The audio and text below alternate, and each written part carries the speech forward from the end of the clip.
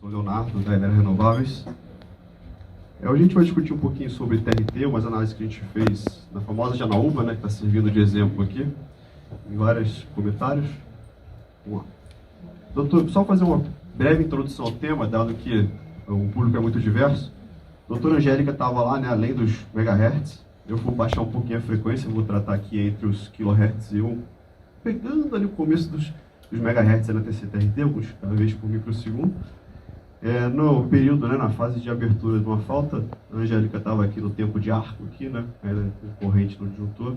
Eu vou tratar um pouco depois, né, da extinção do arco, da corrente se extingue, o arco é extinto, né, corrente aberta, e o que acontece entre os polos do disjuntor quando tem a abertura desse disjuntor aqui. Quando esse disjuntor abre e a corrente é extinta, o arco é extinto, tem a famosa TRT, para quem não conhece agora está conhecendo, que aparece essa tensão entre os polos do disjuntor, que ela é função lá das impedâncias do sistema, da combinação de R, L e 6, enfim, aí depende dos fenômenos de transitórios, das indas e vindas e outros fenômenos. A Angélica estava discutindo aqui a fase de reignição, que acontece ali aproximadamente um quarto de círculo ali, após a abertura começo da abertura do disjuntor. Vamos lá, só para contextualizar a parte do começo, né, que a TC-TRT, a gente tem a frequência mais alta, perto dos megahertz, dos kb por microsegundo, e a banda de cima aqui, que é a nossa pico ou crista da TRT, que a gente avalia com essa envoltória normalizada, aqui no caso, como a gente vai discutir o disjuntor 36 kV, a envoltória de dois parâmetros, não de 4. Bom, todo mundo agora é doutor em TRT, vamos seguir. Foi. O exemplo que eu vou trazer para vocês hoje é sobre Janaúba, do prédio executivo, mas é um problema que a gente vem enfrentando basicamente.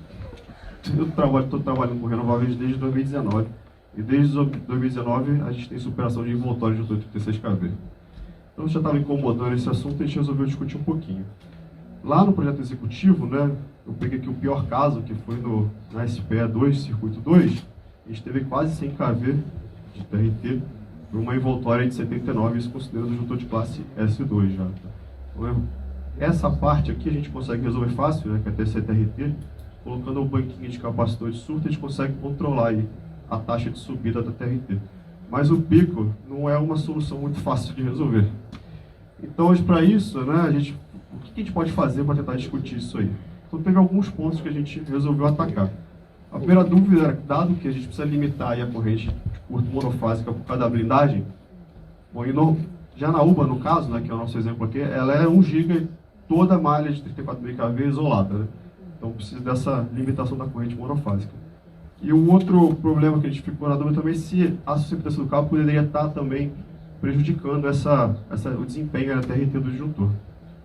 Então nós fizemos alguns testes aí para discutir isso. A primeira coisa, verificar nessa questão do aterramento, tentando estratégias diferentes de aterramento, como reator ou transformador de aterramento. Então trocamos, né, as formas de aterrar o sistema, variamos as impedâncias para tentar aterrar o sistema. Fizemos uma sensibilidade ali, qual que seria a menor impedância possível para limitar dentro da corrente suportável pela blindagem. E além disso, tentamos entender se a susceptância do cabo estaria também amplificando essas sobretensões sustentadas ali que aparecem ali da aplicação da falta monofásica. Ela, Janaúba, 1 GB, tem muito carinho por Janaúba, participei do projeto inteiro. 3 transformadores de 400 MVA hoje, o spoiler vai crescer, vai vir o quarto.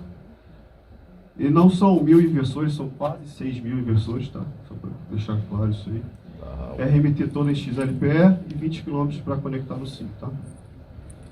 Vamos seguir. Então aqui são só detalhes da simulação, né, que a gente fez, eu vou passar rápido porque o tempo está curto, tem que correr. E a gente também testamos o fator de aterramento para verificar se a gente estava simulando e estava batendo com a teoria ali do aterramento, às vezes bater uma coisa com outra, mas verificar se estava legal, tá?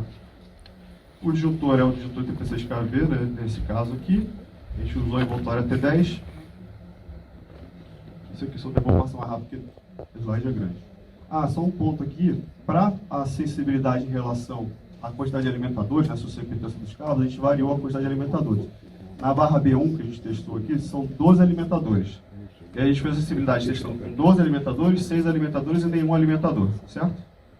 Tudo feito no nosso velho de guerra TP, que apesar das suas deficiências, ainda é o nosso ferramenta de referência.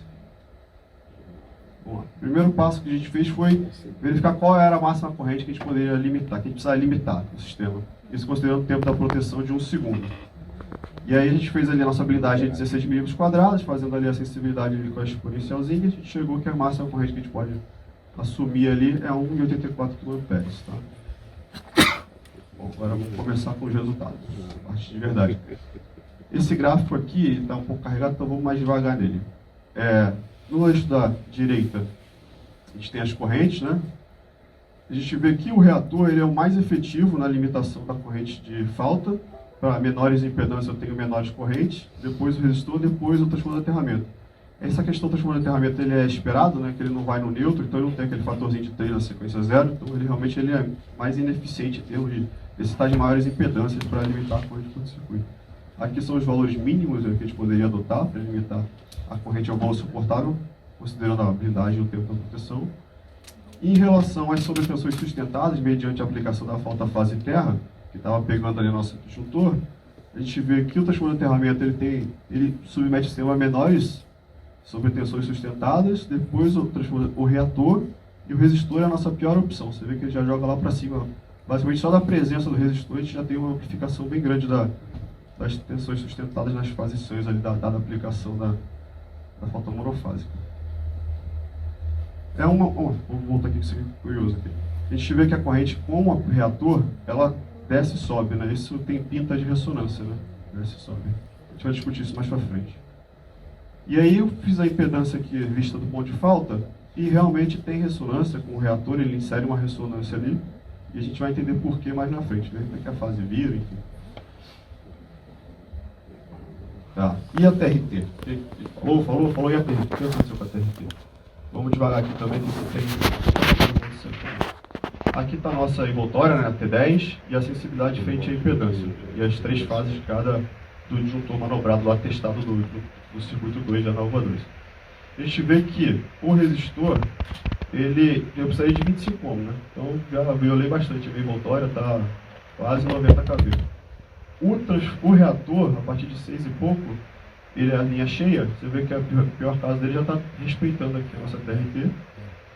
E o transformador de aterramento, ele vem aqui, é o mínimo dele, eu também estaria respeitando a minha envoltória.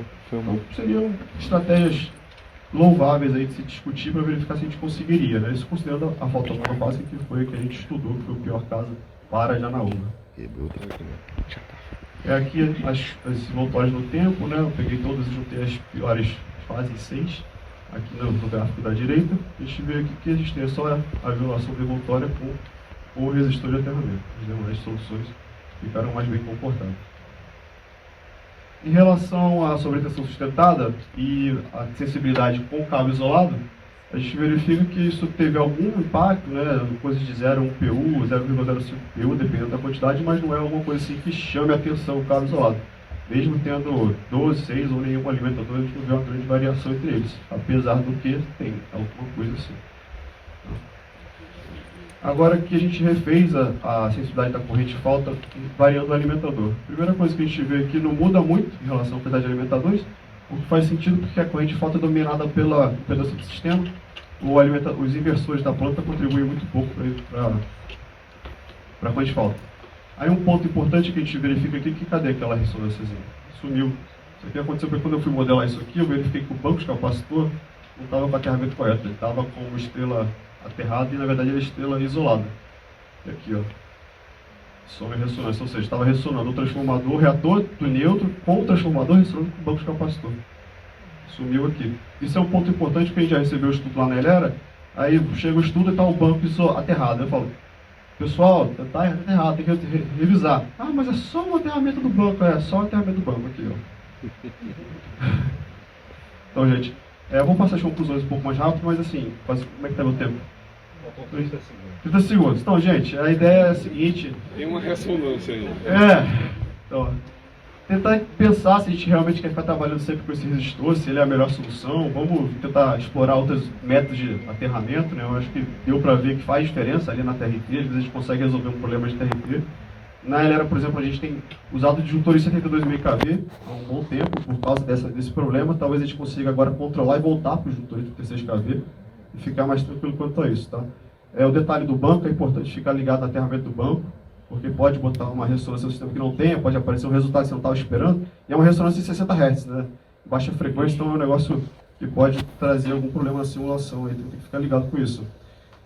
Uma coisa interessante que a gente achou em relação ao reator de aterramento foi que ele pode ser uma solução caso você tenha um problema na sua planta de violação de TRT. O reator é fácil de resolver, né? Ele é pequeno, ele é barato, você pode trocar. Claro que todos os estudos têm que ser feitos, né? Mas é uma opção.